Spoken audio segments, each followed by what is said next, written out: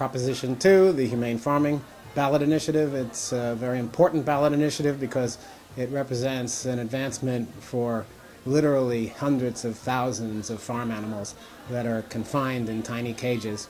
The proposition would eliminate those tiny cages. Living in crates so small that they couldn't turn around, they couldn't lie down with their limbs outstretched. All they could do was stand in one place and bite on the bars because they were going crazy. And they lived their lives like that, trapped in those coffin-sized crates, really. They were like coffins. And I remember being absolutely horrified.